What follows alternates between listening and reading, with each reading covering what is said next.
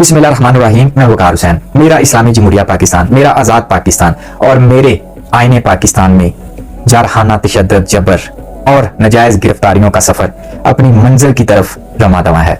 आज इमरान खान साहब को 5 महीने से ज्यादा का वक्त हो गया है जेल में। ना खांसी हुई, ना बुखार हुआ, ना जकाम हुआ, ना कमर दर्द हुई और ना ही प्लेट्स गिरी। हौसले हिम्मत के साथ डट कर खड़ा हुआ है। 200 से ज्यादा FIR और 350 से ज्यादा इमरान खान साहब पेशियां भुगत चुका है, लेकिन बूट चाटकर लंदन नहीं भागा। ये है मुर्शिद इमरान खान। ऐसे लीडर सदियों बाद पैदा होते हैं, सदियों बाद आते हैं, जो अपने हौसले और वकार के लिए खड़े रहते हैं, जो अपनी आजादी के लिए नहीं, अपने मुल्क की आजादी के लिए खड़े रहते हैं। इतने केस किसी भी पाकिस्तान की तारीख आप उठा के देख लें, 200 से ज्यादा केस किसी भी लीडर पर नहीं है। जिस पर भी हैं करप्शन के हैं, जो पाकिस्तान का पैसा लूट कर बाहर के मुल्कों में भागे हैं।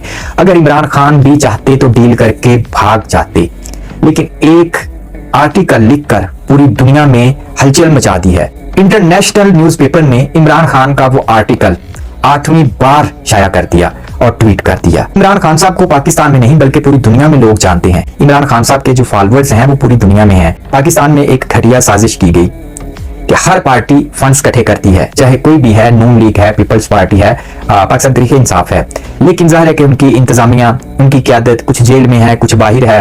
जाहिर है कि उन्होंने इलेक्शन है और फंड रेजिंग भी करनी है और जो लाइव एक स्पीच करनी थी, लेकिन मेरे पाकिस्तान, आज़ाद पाकिस्तान, इस्लामी जमहूरिया पाकिस्तान में 7 से 8 घंटे इंटरनेट को मुअत्तल कर दिया गया, इंटरनेट की सर्विस को बंद किया गया। तो आप इससे अंदाजा कर लें कि अगर ये हरकत कर रहे हैं तो आप समझें कि इमरान खान इन पर भारी है। ये इमरान खान से डर चुके हैं।